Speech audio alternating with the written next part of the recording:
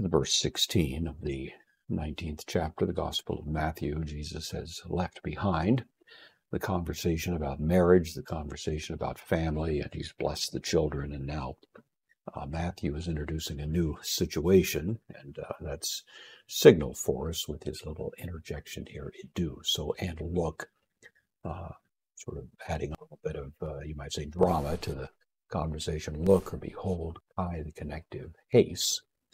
One. This is probably a little more emphatic than if you'd use the indefinite pronoun tis, a certain one. This actually suggests a little more weight. This person had a certain degree of importance. Matthew doesn't really tell us that, but we learn from other sources he was rich, he was young, and he was a ruler.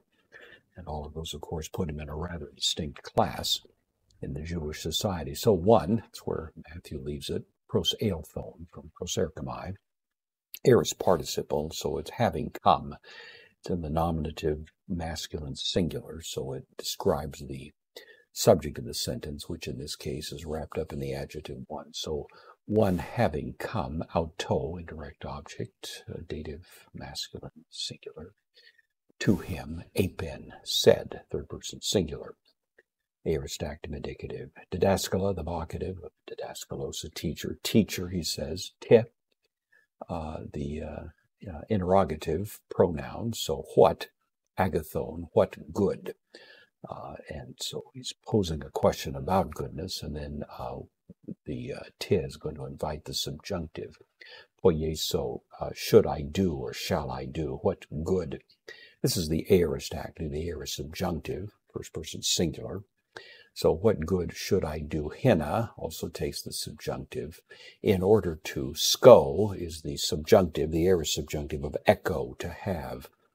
So what good should I do? To have zoe, life, ionion, eternal.